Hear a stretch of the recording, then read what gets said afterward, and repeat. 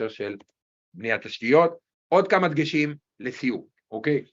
ואז אני נשאר לשאלות כמה זמן שתרצו, מבחינתי אפשר להיות פה עד 12 בלילה, זה לא שיש לי משהו אחר לעשות בחיים, חוץ מלהילחם על המדינה. אז אחד, פליז, תהיו גאים בעצמכם. אני גם חוטא בזה הרבה, תהיו גאים בעצמכם. אתם הולכים בהפגנה, תסתכלו ימינה שמאלה, תגידו, בוא פאקינג, אני אקטיבי, אני נלחם על המדינה שלי.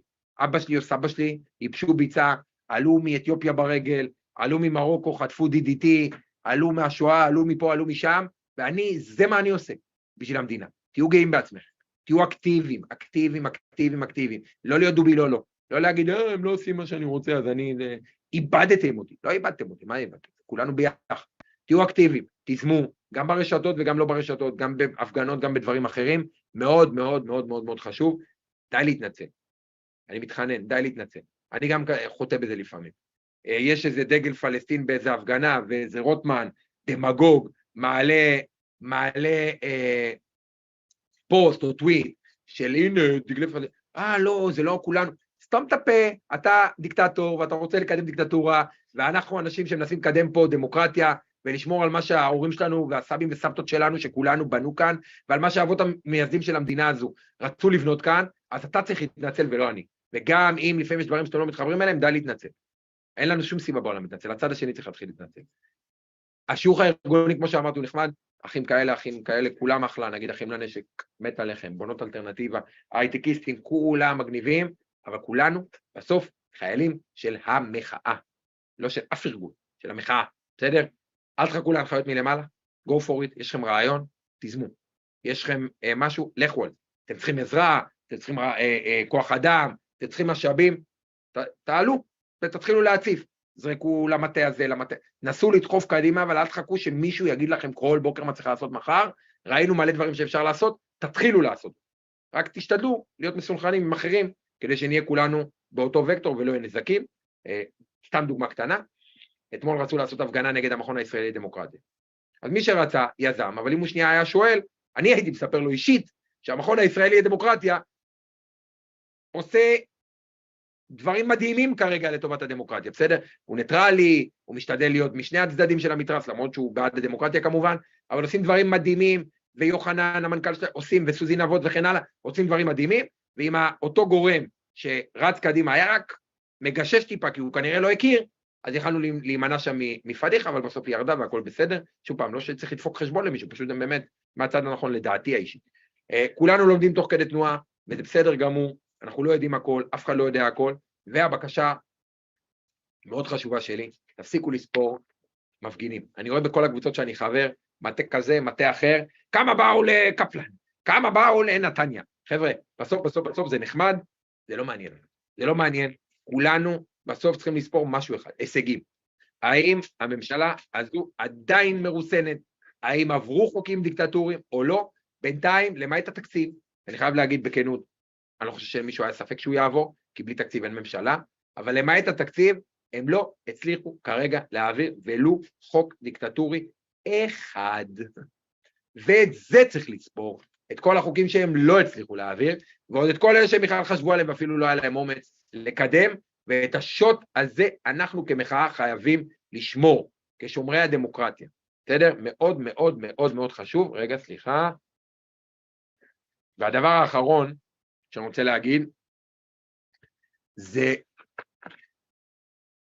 אמרתי, יש קבוצות, תסתכלו רגע בלינק עוד פעם, תצטרפו לקבוצות, מאוד מאוד מאוד מאוד חשוב, מעבר לקבוצות של הקריאיטיב, ומעבר לקבוצות שמקבלים עדכונים על הפייק ניוז, על מלחמה בפייק ניוז ודברים כאלה, ועל מחאות שאנחנו יוזמים, יש עוד קבוצה אחת, שמאוד חשוב לי שאנשים יצטרפו אליה. אני קראתי לה, תצפיתני הדמוקרטיה. אנחנו הולכים למאבק ארוך, חבר'ה, אני אומר עוד פעם, זה הרבה יותר קל לבוא ולהגיד, בואו נעלה, אי אפשר כנראה להפיל את הממשלה הזו בעוד שבוע-שבועיים, אני אומר עוד פעם, אני גם באמת לא בטוח שזה הדבר הנכון, ואני גם לא בטוח שזה מחנה משותף מספיק רחב שלנו כמחאה. המחנה המשותף הרחב ביותר שלנו כמחאה, זה לסמן מהם גבולות הגזרה, ראינו מה זה דמוקרטיה, ראינו את העקרונות של דמוקרטיה, ובכל פעם שהממשלה הזו מנסה לזוז, ימינה שמאלה מתוך הגבולות האלה, בום.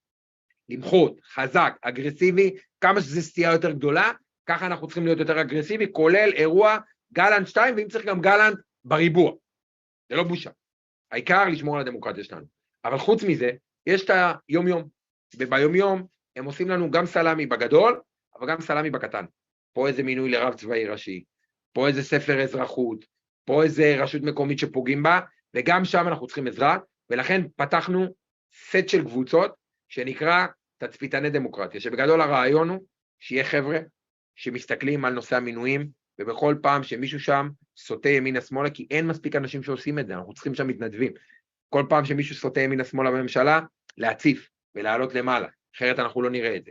ויש כאלה שעושים את זה בנושא של התקציב, ויש כאלה שעושים את זה בנושא של ארגונים חברתיים, אז פתחנו קבוצות ספציפיות שנקראות תצפיתני הדמוקרטיה, כרגע זה בקבוצה אחת, מחר אנחנו נפצל את זה לקבוצות שונות, תצטרפו, אתם כלכלנים, אנשי חינוך, אנשי תרבות, או סתם אנשים שבא להם ויש להם עין טובה, ויודעים לקרוא ניירות, ולנתח ניירות וכן הלאה, תצטרפו. אתם יכולים להצטרף גם לתחקירנים שלי, יש גוגל פורם כזה בתוך הלינק, וגם לקבוצות האלה, מאוד מאוד מאוד מאוד מאוד חשוב.